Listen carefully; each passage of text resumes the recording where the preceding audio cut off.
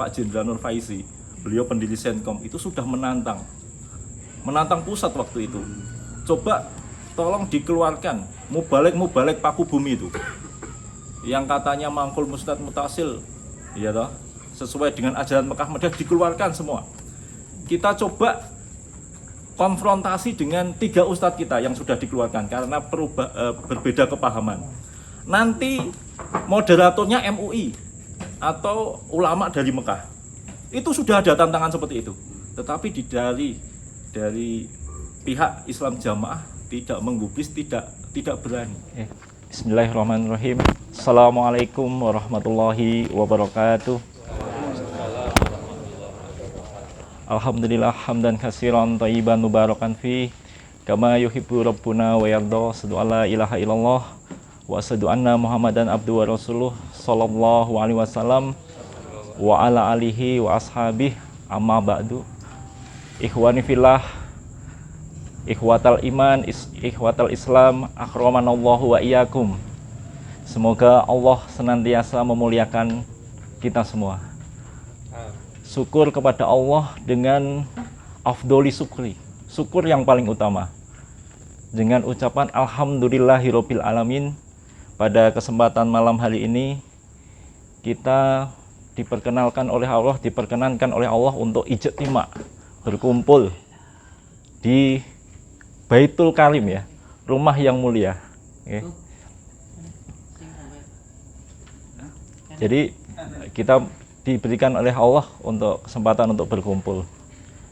Ma'asyiral muslimin, pertemuan orang iman dengan orang iman itu pertemuannya saja diberkahi oleh Allah. Apalagi pertemuan itu ditambah atau diisi dengan kita saling mengingatkan, saling bertawasi. Tawasau bil haq wa tawasau bis sabr. Berwasiat terhadap kebaikan dan berwasiat terhadap kesabaran. Berwasiat kepada kebenaran dan berwasiat kepada kesabaran. Apa ada wasiat yang tidak benar? Apa ada wasiat yang batil? Nah, ini mungkin nanti akan kita sedikit jelentrehkan atau sedikit kita uraikan.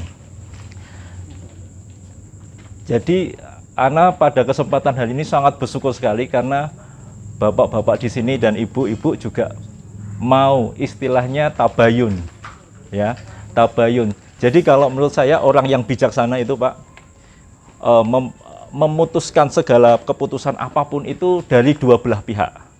Ya, selama ini kita yang masih di dalam Islam Jamaah atau Jokam, sampean sampun ngetos sudah tahu semua yang didoktrinkan, ya, bahwasanya kepahaman kita itu surga neraka, jamaah surga, luar jamaah neraka, kan gitu. Kemudian yang masih di dalam itu dianjurkan untuk jangan bergaul, jangan berhubungan dengan orang-orang yang berubah kepahaman, karena kepahaman mereka itu sudah melenceng, tidak sesuai mangkulnya dulu, kan ngoten nggih. Itu versi dari satu pihak.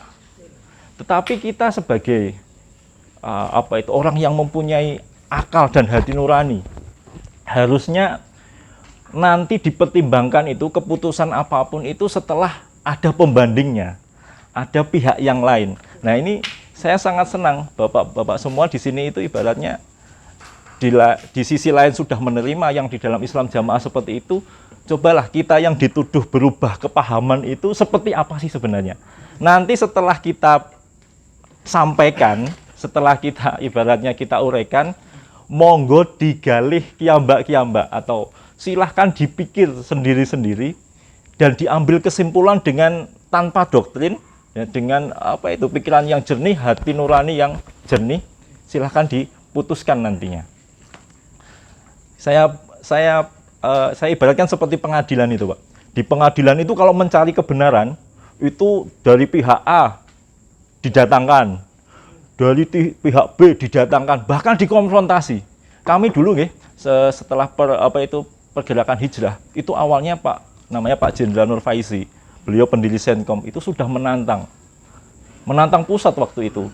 Coba tolong dikeluarkan mubalek paku bumi itu, yang katanya mangkul mustad mutasil, ya toh, sesuai dengan ajaran Mekah Madinah dikeluarkan semua. Kita coba konfrontasi dengan 3 ustadz kita yang sudah dikeluarkan karena berbeda kepahaman. Nanti moderatornya MUI atau ulama dari Mekah. Itu sudah ada tantangan seperti itu. Tetapi dari pihak Islam Jamaah tidak menggubris, tidak berani. Masirul muslimin, kebenaran itu selalu berani untuk diuji, diverifikasi, kemudian ibaratnya diuji lah. Selalu, karena kebenaran itu pada hakikatnya akan semakin benar, semakin kelihatan benarnya. Kemarin saya contohkan ini. Kalau saya beli emas ini, cincin emas ini, istri saya beli di pasar atau toko emas gitu, sama penjualnya dibilang, Bu, ini cincin ini murni 24 karat, murni ini, asli murni. Tetapi jangan ibaratnya jangan takoke teng toko emas mriko. Pun jenengan pokoknya yakin mawon iki murni, saking kula murni 24 karat. Sek mriko niku pun mboten murni. Nah, ampun diuji teng mriko, ampun tekoke tukang bakul mriko, bakul emas mriko ampun. Pokoknya pun percaya mawon teng kula. Ibaratnya ngoten nggih. Nah, kira-kira pendapat dari seseorang yang digitukan menika, niku percaya napa mboten? Enggak percaya. Sangat ragu loh. Ini enggak mungkin ini. Saya tanya ke posisi, nek ada seperti itu sampean pripun? Yo ragu Mas, yo harusnya yo kalau memang asli di kemana saja nggih. Berani. Itulah prinsip kebenaran. Makanya harusnya seperti itu. Nah, harapan kita setelah yang saya utarakan tadi, Bapak-bapak sudah mendengar nanti dari kami, dari juga Insya Allah Ustadz Budi, Ustadz Wawan nanti akan menambahkan. Silahkan digali sendiri, karena ini urusan akhirat Bapak-bapak. Dulu kita di Islam Jamaah, karena saya juga mantan, saya juga 33 tahun, 34 tahun dari lahir. Istri saya juga, adik saya juga dari lahir semua. Bahkan urusan dunia pun kadang kita sampai nekok-nekok kayak gitu, tuku boto ibaratnya, beli pasir aja di harga di toko ini berapa, harga di toko ini berapa, kan ngoten kan? Apalagi ini masalah akhirat, masalah keyakinan. Gitu. Harusnya kalau orang yang tidak terdoktrin, coba sing diarani berubah kepahaman itu kayak apa sih, coba nanti tak putus sesuai sing ibaratnya yang sesuai dengan yang tak kira benar kan gitu kan. Nah, itu saya alhamdulillah malam ini sangat senang sekali. Tadi pagi ditelepon Ustadz Wawan karena bapak-bapak mau tabayun kepada kami.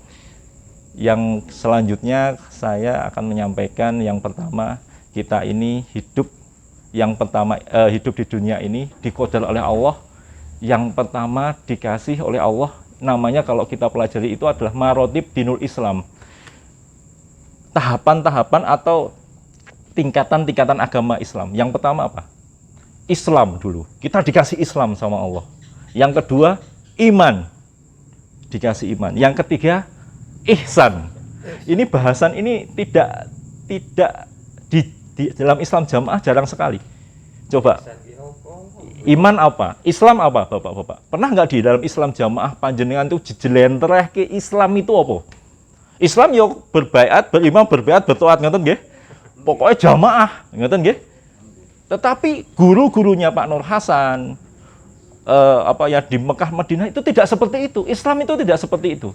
Cuma nanti setelah begitu kita kaji kitab-kitab yang dari beliau, ya kitab-kitab dari Syekh Umar Hamdan yang dulu dikajikan ke Pak Nur Hasan katanya, itu ternyata tidak seperti itu. Islam itu maknanya al-istislamu lillah bitauhid wa inqiyadu bito'ah wa baru'atum minasirki wa ahli. Kayaknya kalau sudah di dalam jamaah itu mengartikan itu kayaknya sudah bisa semua. Al-istislam apa Pak? Menyerah. Islam itu istislam, menyerah. Lillah kepada Allah, bitauhid dengan tauhid. Nah, ini agak jarang nih, kata tauhid ini di Islam Jamaah bahkan tidak pernah ya. Bahkan tidak pernah bitauhid itu. Tauhid itu esanya Allah. Nanti insya Allah kita kenalkan. Karena sebenarnya kalau kita pelajari, yang menjadi kunci surga itu tauhid. Bukan berjamaah, berbaiat, bertoat, bukan. Ya. Tauhid itu adalah esanya Allah. Wa inqiyadu bitoah. Inqiyat itu apa, Pak? Kalau di Jawa. Inqiyat itu tunduk. Tunduk dengan ketaatan. Jadi tunduk perintah Allah, larangan Allah dihindari sesuai apa itu dengan ketaatan kita. Sakpol ketaatan kita. Nggih. Wa baro'atum, baro'ah. Baro'ah kan biasa, lepas tangan, lebaran. Minasirki dari kesirikan. Wa ahli dan pelaku-pelaku kesirikan. Niku Islam seperti itu. Bukan Islam berimam berbuat bertaat. Islam itu menyerah kepada Allah dengan esanya Allah, tunduk dengan peraturan Allah, tidak mau syirik dan menjauhi pelaku-pelaku syirik. Itu Islam. Nah, nanti tauhid ini kebalikannya dengan syirik. Kalau tauhid adalah mengesahkan Allah, kalau syirik menduakan Allah, mensekutukan Allah. Ancaman syirik ini luar biasa. Innallaha yaghfir la yaghfiru ayyushrika bihi wa yaghfiru ma duna dzalika liman yasha. Jelas nggih? Allah itu tidak mengampuni orang-orang yang mensyirikkan. Nggih. Nek syirik sudah bakal diampuni kecuali ada kesempatan hidup dan tobat ya.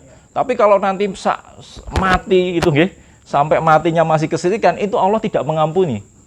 Dan Allah mengampuni orang-orang yang berbuat selain syirik. Sekarang berzina, syirik mboten? Mboten.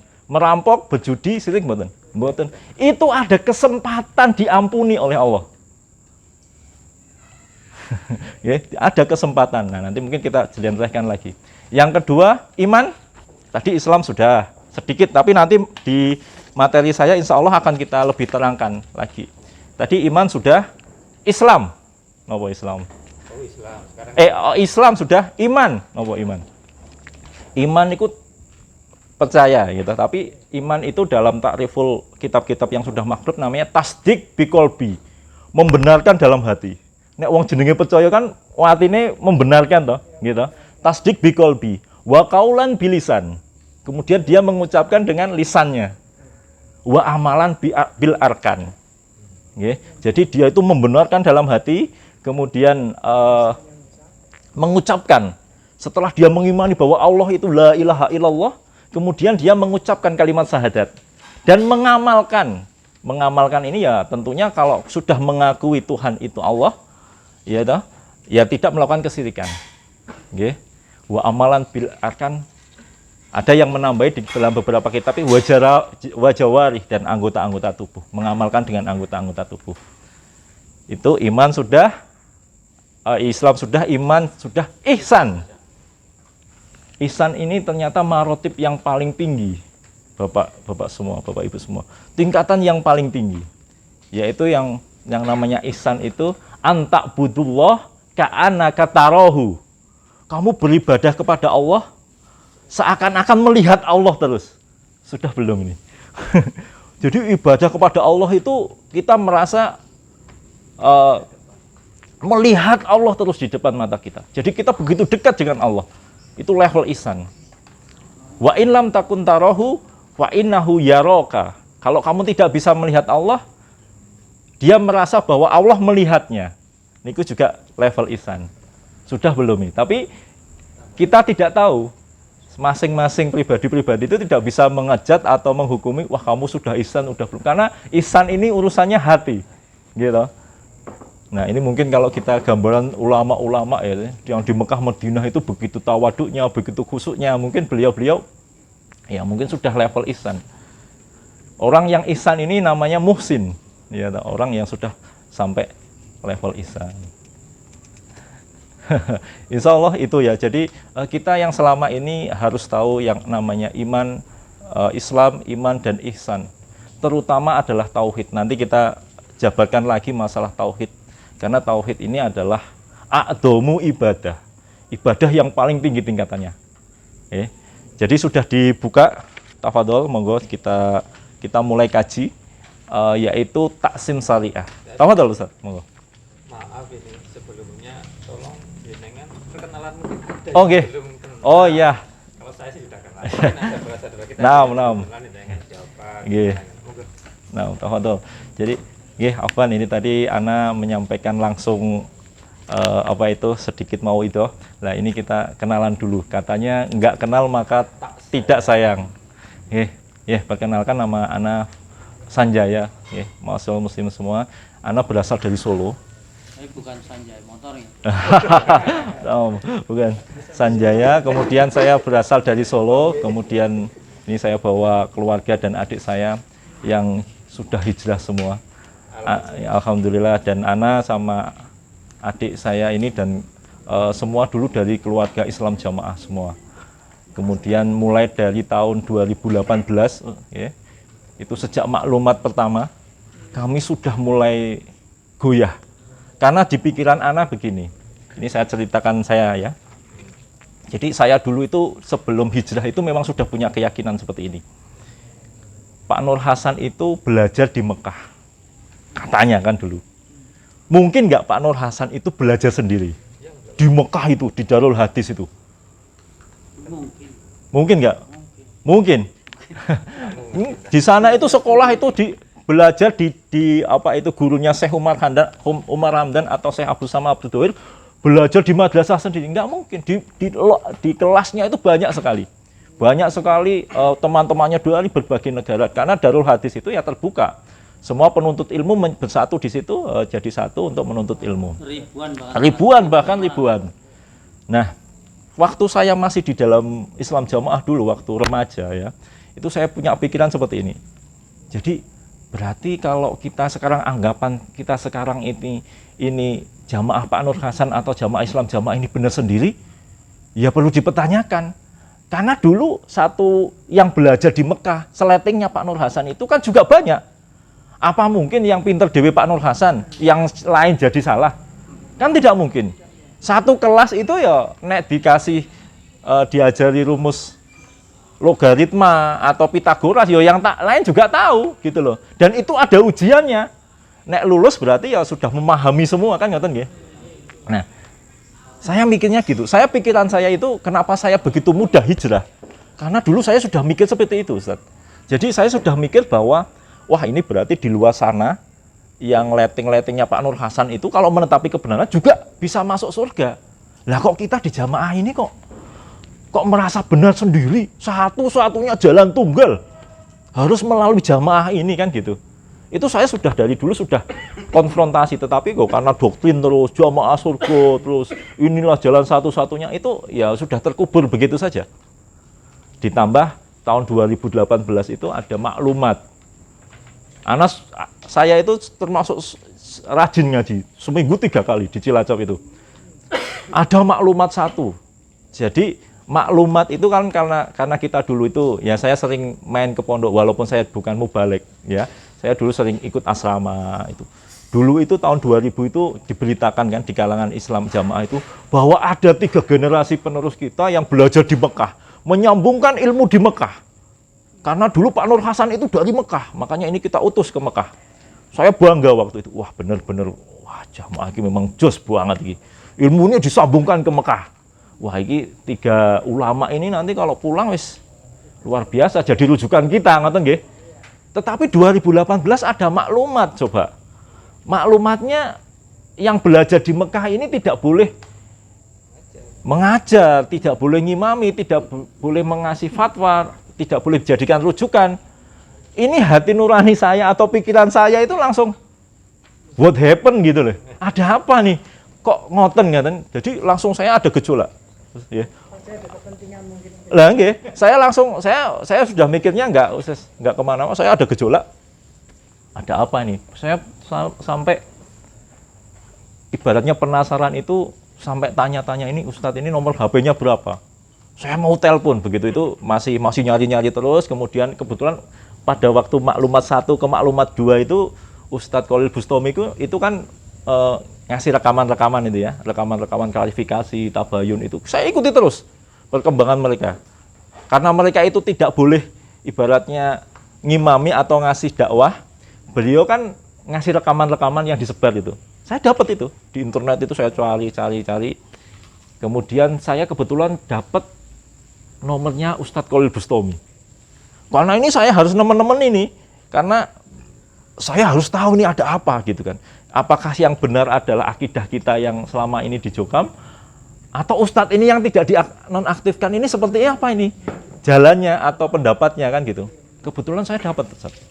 Saya dapat nomornya Ustadz Khalil Bustami dari teman saya di Jogja. Saya telepon beliau. Ya intinya yang diajarkan di Mekah Madinah, yang diajarkan oleh sekarang yang mengajar Ustadz yang di Mekah itu adalah cucu dari muridnya Syekh Umar Hamdan.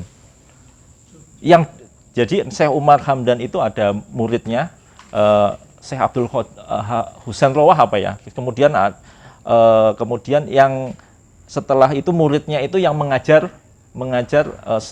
Syekh Khalil, Syekh Aziz dan Syekh Abdullah Mas'ud ini. Yang diajarkan tidak seperti itu, pengertian jamaah tidak seperti itu. Kemudian kami berusaha untuk meluruskan pemahaman ini ibaratnya pelan-pelan begitu loh. Di dalam pelan-pelan. Karena kalau di Islam jamaah itu kan yang penting dhuwure to nggih. Ru'yah di bawah itu kan ibaratnya kali melu. Nek ada ijtihad apa saja mesti kali melu. Makanya ustadz-ustadz kita itu strateginya adalah dakwah pelan-pelan dari atas. Gitu. Ya di situ mulai katanya dulu itu saya sudah mengawali tahfidz. Itu caranya orang biar membuka wawasan ilmu, tahfidzul Quran. Kemudian mulai diajarkan Ibnu Katsir dan lain sebagainya. Sampai GU generasi ulamanya yang termasuk Ustadz Sifa itu dikeluarkan itu. Konangan itu kan akhirnya dikeluarkan. Nah, itu Ustadz sedikit perkenalan dari saya dan latar belakang hijrah. Jadi saya juga kemudian setelah saya tabayun terus memutuskan untuk hijrah total. Nah, kebetulan istri saya itu belum bisa juga, masih angel juga gitu kan. Jadi saya sempat mau cerai juga, dipisahkan juga. Kemudian sekarang mertua saya juga masih di dalam Islam jamaah. Jadi memang ya nanti semoga Allah memberi hidayah taufik pada beliau. Amin. Itu perkenalannya, nanti bisa kita lanjut lagi. Kita langsung ke materi. Jadi taksim syariat ini adalah yang diajarkan di Mekah Madinah, yang diajarkan di semua madrasah ya, atau keilmuan Islam. Itu atau isinya Quran hadis. Itu dibagi ini. Akidah, ibadah, muamalah, akhlak dan adab. Ya, panjenengan tanyakan ke madrasah yang lain. Madrasah yang lain atau ke teman-teman yang lain yang di luar Islam jamaah. Sama semua. Yang di Mekah Madinah juga ini materinya. Jadi Al-Qur'an itu dan Al-Hadis itu ada unsurnya ini. Kalau dia tidak akhlak dan adab, dia muamalah, ibadah, ada yang paling penting yaitu kaitannya dengan akidah. Ya. Makanya dengan diagram ini nanti kita akan tahu jamaah itu tidak punya akidah atau akidahnya rusak. Ini dari sini. Dari sini nanti saya ceritakan. Kita mulai dari akidah. Akidah di Islam jamaah. Ini nyuwun sewu nih, yang masih mungkin masih kental dengan Islam jamaah. Nopo Pak? Islam jamaah akidah itu dalam Jokam dulu, dalam Islam jamaah dulu nopo akidah itu? Pernah diajarkan nggak bahasan akidah? Nggak ada akidah. Tidak pernah. Tidak pernah. Bahkan dulu gurunya Syekh Khalil, Syekh Abdullah Nasri, itu adalah wakil rektor Ma'had Karom. Beliau itu ke Wali Barokah, ke pondok pesantren, berkunjung ke sana, silaturahim ke sana. Ini ceritanya ini, ulama Aceh datang ke Wali Barokah. Tanya kepada pengurus di sana atau yang menemui saat itu. Akidahnya di sini di Islam jamaah itu apa? Nggak tahu, katanya malah dikasih kitab begitu. Karena memang coba, saya sendiri 33 tahun tidak pernah tuh akidah kita ini apa gitu, nggak pernah. Ya, nggak pernah diajarkan. Bahkan yang diajarkan di materinya Syekh Umar Hamdan, Pak Nur Hasan, kalau memang benar-benar belajar gini ki, yang diutamakan gini ki. Makanya sekarang itu kita perbaiki dulu, kita tanamkan dulu pondasi. Akidah ini adalah pondasi. Ma'asyiral muslimin. Jadi ibarat rumah yang kokoh ini, akidah itu adalah pondasinya. Ya, pondasinya. Lah isi dari akidah itu kurang lebih adalah i'tiqad atau akidah. Kalau akidah secara umum itu maknanya adalah sesuatu yang diikat. Tetapi di dalamnya adalah i'tiqad. I'tiqad itu keyakinan. Jadi kalau kita yakin bahwa akidah kita Islam itu di dalamnya itu adalah keyakinan-keyakinan. Antara lain adalah apa? Yang saya tulis di sini, rukun iman. Iman itu kan keyakinan, ya. Di dalam akidah itu adalah apa itu? Kurang lebihnya di dalam akidah itu adalah rukun iman. Yang pertama iman kepada Allah, gitu. Selanjutnya sampai rukun iman yang 6 ini, kepada malaikat, kepada kitab Allah, kepada Rasul, hari kiamat, qada dan qadar. Nah, sekarang kaidahnya seperti ini. Siapa saja yang muslim, kemudian dia tidak mempercayai satu saja dari rukun iman yang 6 ini, itu baru dinamakan kafir. Ya? Sampai ibaratnya percaya kepada Allah tapi tidak percaya kepada malaikat. Kepada malaikat tapi tidak percaya kepada Al-Quran. Itu bisa itu yang dinamakan kafir. Jadi kalau kita mengkafirkan atau kita menuduh orang kafir itu tidak boleh sembarangan. Karena i'tiqad itu kan keyakinan di dalam hati. Apa bisa kita, Bapak, Ibu, tahu keyakinan dalam hati? Lah tidak boleh kita mengkafirkan secara serampangan itu.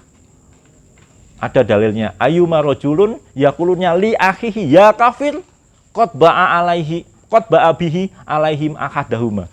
Siapa rojul yang mengfonis li akhihi pada sahabatnya itu ya kafir. Hei, fulan kamu kafir ibaratnya. Qad ba'a bihi alaihim akadahuma. Itu kalau dia tidak kafir, ya secara syariat tidak kafir, itu vonis kafir itu membalik pada dirinya. Apa enggak berat sekali mengkafirkan? Berat. Nah ini tidak boleh mengkafirkan ini. Ini nanti adalah salah satu poin kesesatan. Nanti mungkin bisa disampaikan oleh Ustadz Wan atau Ustadz Budi. Jadi salah satu poin kesesatan nomor 1 dalam Islam jamaah ini adalah takfir.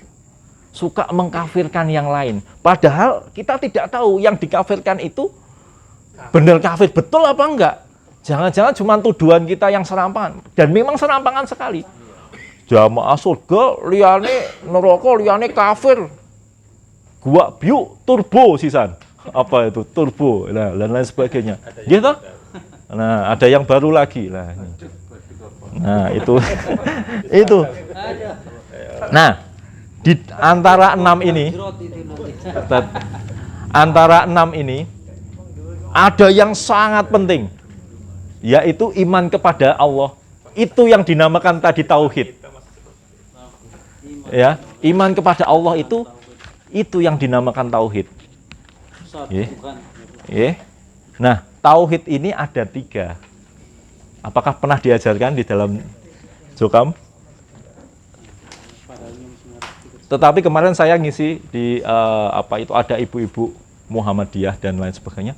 Beliau ditanyakan tauhid itu langsung macamnya tahu, definisinya tahu. Kita dulu yang Islam yang ngakune gurune jagat, ilmunya jeduk langit, tapi kita nggak tahu tauhid. Nanti jaminan surga, kuncinya surga, satu-satunya surga, tapi kita tauhid tidak tahu. Nah ini coba kita jabarkan. Yang pertama tauhid itu apa? Tauhid uluhiyah. Uluhiyah dulu. Uluhiyah itu apa? Ifradallah fil ibadah. Menyendirikan Allah atau mengesahkan Allah terhadap ibadah. Jadi kita ibadah itu harus mengkhususkan kepada Allah. Kemudian yang kedua, ini cepat saja kalau nanti dibahas satu persatu, nanti setelah ini ada sebenarnya keilmuan berikutnya. Kita itu setelah ini disuruh mengaji kitabut tauhid. Walaupun di dalam Bukhari Muslim itu ada nggak kitabul iman, kitabut tauhid? Ada kan? Yang ngaji hadis besar itu. Tapi tidak ada penekanan.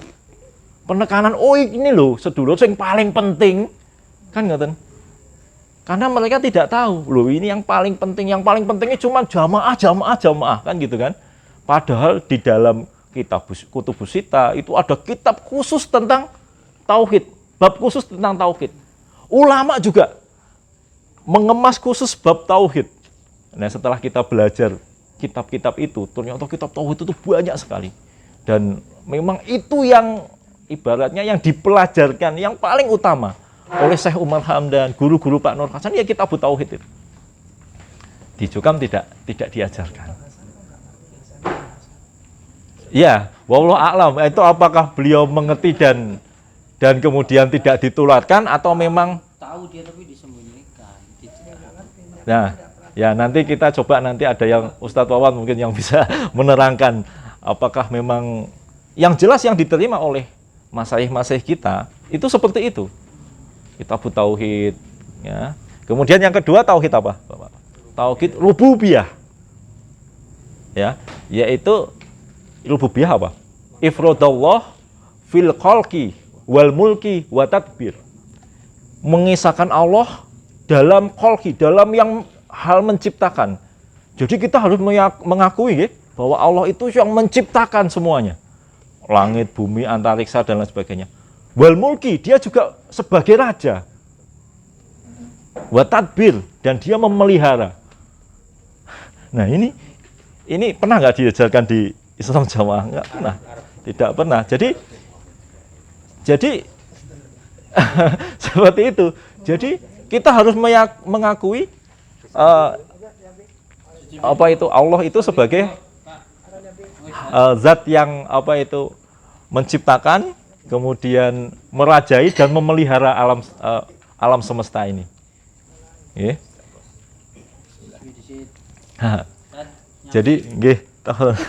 Jadi kafir Quraisy itu, Pak. Nggih, kafir Quraisy itu waktu Nabi diutus itu, di situ Nabi diutus di kalangan kafir Quraisy itu, di situ ada berapa berhala? 360 berhala, 360 Tuhan. Di kalangan waktu Nabi diutus itu, di Mekah itu, di dalam Ka'bah itu Tuhannya 360. Tugas Nabi yang paling utama adalah mentauhidkan mereka. Jadi mengembalikan kepada Tuhan yang satu. Tetapi waktu itu Abu Jahal, ya, kemudian tokoh-tokoh kafir Quraisy itu percaya pada tauhid rububiyah. Tauhid rububiyahnya percaya bahwa Allah itu yang menciptakan, bahwa Allah yang merajai, itu percaya. Tetapi dia tidak mau tauhid uluhiyahnya. Dia tidak mau ibadahnya khusus kepada Allah, itu nggak mau. Makanya dia ada ibadah yang berhala, kesyirikan dan lain sebagainya. Itu ibaratnya dia meyakini bahwa itulah agama-agama bapak-bapak mereka. Nah, itu tugas Nabi adalah tauhid uluhiyah. Dan kemudian yang ketiga apa? Tauhid asma wa sifat. Jadi dalam Jumatan, khutbah Jumat kan ada itu. Fi rububiyatin wa asma'ihi wa sifati sahadatan mubara'atan minas syirki wa taskuki salimah, itu kan ada, Pak, tapi tidak dipelajari. Coba di Jumatan yang masih sok Jumatan di dalam. Kan ada itu di yang di khutbah Jumat itu.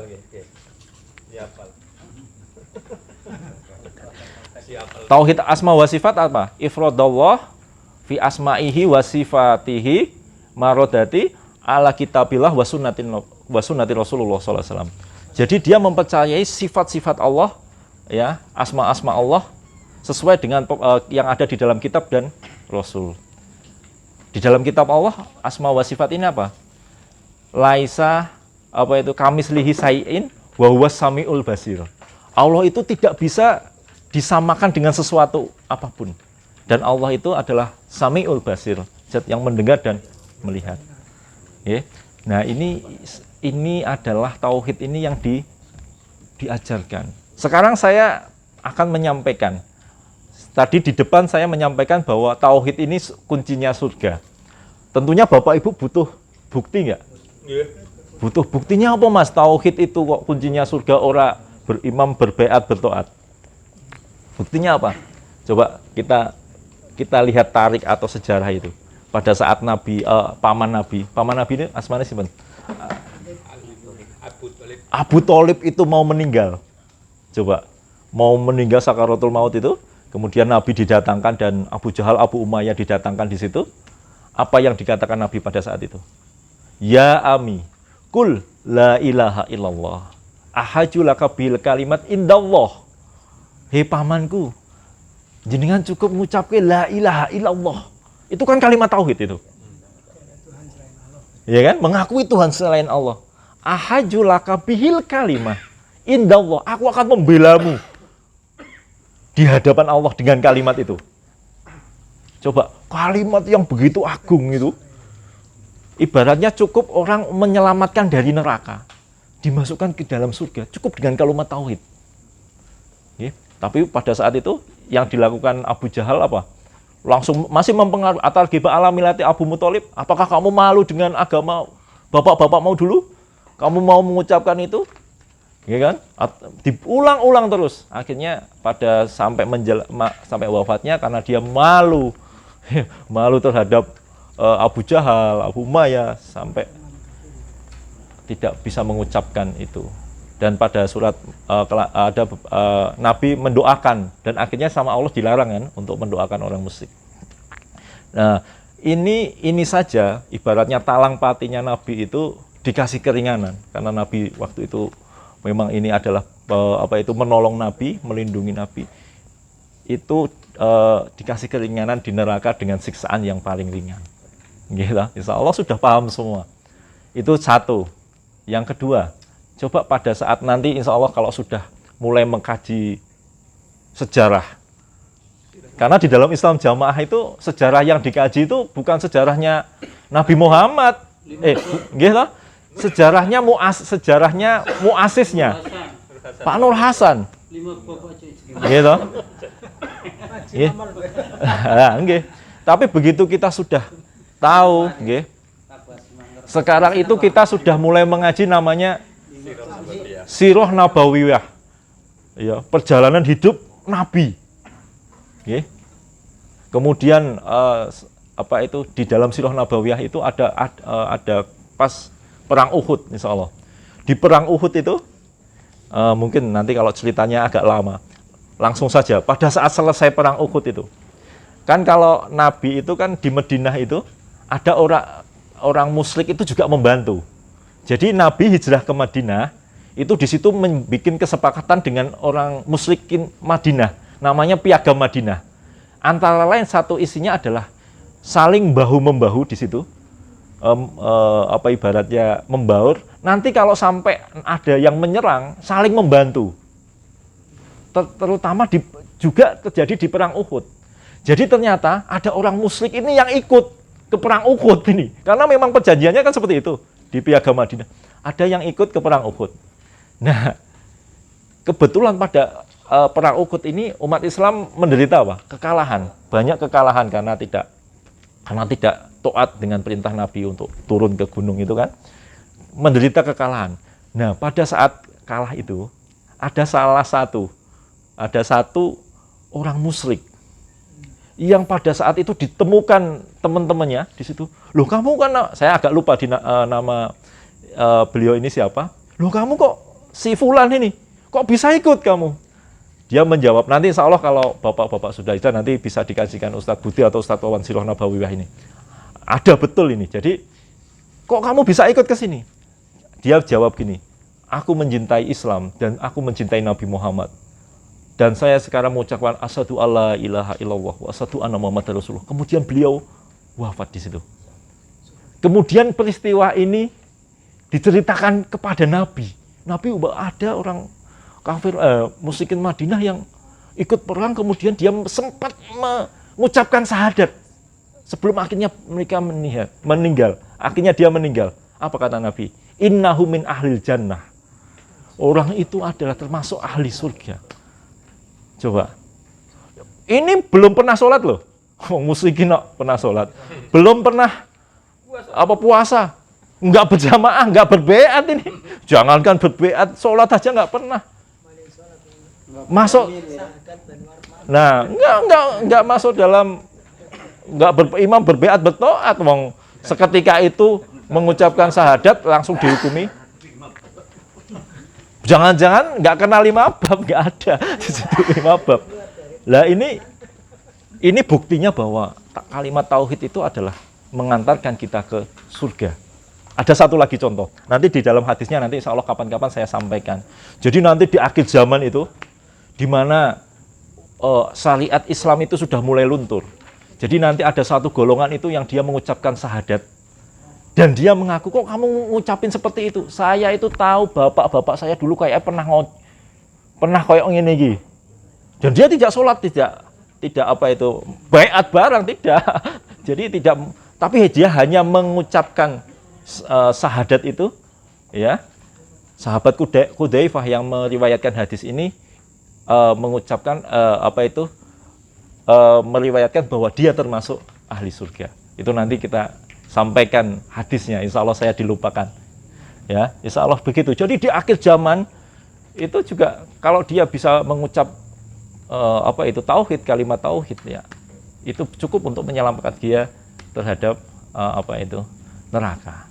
Insya Allah itu ya yang pertama rukun akidah. Nah, akidah ini benar-benar harus kita pelajari, Bapak Ibu ya. Kita pelajari, kita perdalam. Saya setelah hijrah ini sebenarnya malu. Begitu saya suruh berbaur dengan teman-teman Muhammadiyah, teman-teman, apalagi kemarin saya di Nahdien itu, beliau sangat paham masalah ini. Ya. Hanya kita aja yang dulu merasa benar sendiri, merasa pintar sendiri. Tauhid saja yang benar kuncinya masuk surga kita tidak tahu. Yang kita tahu adalah jamaah. Gitu.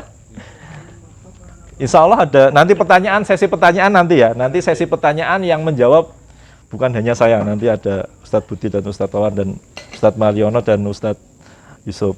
Kemudian yang kedua ibadah. Jadi yang pertama akidah, ibadah. Nah, ibadah ini adalah apa? Kalau akidah, pondasi.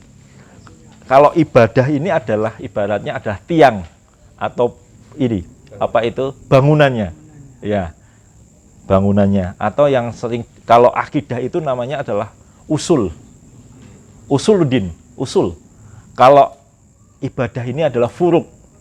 Ini dulu bahasan-bahasan yang sangat nggak ada di dalam Islam jamaah, nggih.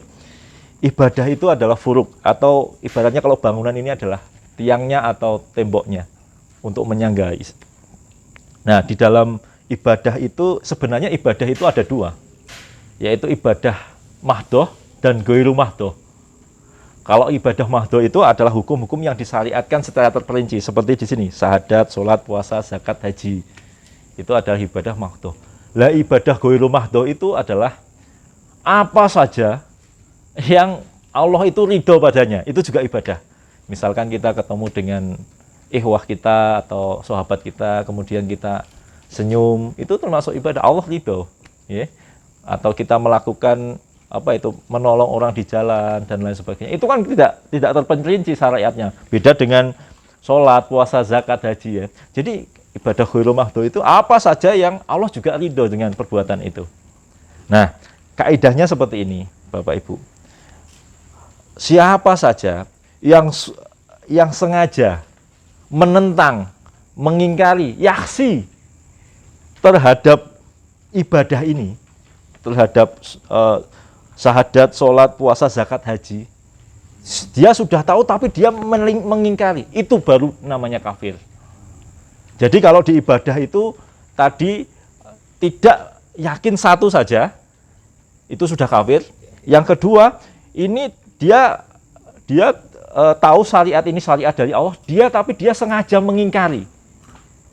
Misalkan tidak mau zakat, ini terjadi pada saat setelah Nabi meninggal itu, namanya Yaumil-Iddah ya, hari kemurtatan. Banyak sekali kaum-kaum yang murtad setelah Nabi meninggal itu, nggak mau bayar zakat. Itu sudah kafir itu hukumnya. Jadi kita mengkafirkan itu ada kaidahnya gitu loh. Lah kalau kita nggak mempelajari seperti ini, akhirnya kita mengkafirkan itu serampangan, gitu. Serampangan kayak tadi, kok di luar jamaah, padahal dia masih akidahnya benar, ibadahnya benar, tapi kita kafirkan. Jadi nanti setelah insya Allah sudah hijrah, nanti ada namanya kitab yaitu Nawaqidul Islam, hal-hal yang merusak keislaman. Nah, tetapi kita sebagai orang, kaidah mengkafirkan itu seperti ini. Kalau kita tahu orang itu melakukan kekafiran atau melakukan hal yang merusak Islam, baru boleh kita kafirkan. Seperti ini, saya melihat orang itu menyembah berhala, nah itu baru boleh kita kafirkan. Tetapi kalau dia baru ibaratnya di dalam hati, keyakinan, kita nggak boleh mengkafirkan sembarangan itu. Tadi dalilnya sudah ada. Nah, di dalam Islam jamaah itu melakukan hal itu. Dan yang melakukan hal ini adalah namanya golongan Khawarij. Golongan Khawarij itu apa? Ya golongan yang ancamannya nanti menjadi kilabunar, ya. Anjing-anjingnya neraka. Nah, itu kita termasuk situ ya, Islam jamaah itu. Nah, gimana Ustaz? Gimana seperti itu? Tapi kita tidak mengenal seperti itu. Makanya kita sebenarnya yang dimaui ustadz-ustadz kita itu, tolong jangan mengafirkan serampangan, ya. Karena itu bahaya sekali. Akidahnya Khawarij itu bisa membalik ke kita dan lain sebagainya. Ancamannya yang besar. Ya. Jadi itu yang teman-teman atau saudara-saudara kita yang di Islam jamaah itu masih suka seperti itu. Dan semoga kita yang di sini bisa selamat dari akidah itu. Amin. Insyaallah. Ya. Selanjutnya ini tadi akidah sudah, ibadah. Taksim syariat berikutnya adalah pembagian syariat berikutnya adalah muamalah. Nah, ini muamalah ini adalah hubungan manusia dengan manusia. Namanya juga muamalah, interaksi antara orang dan orang, ya. Ya, di dalamnya macam-macam, ada pernikahan, perceraian, jual beli, buyuk itu kan interaksi, utang piutang.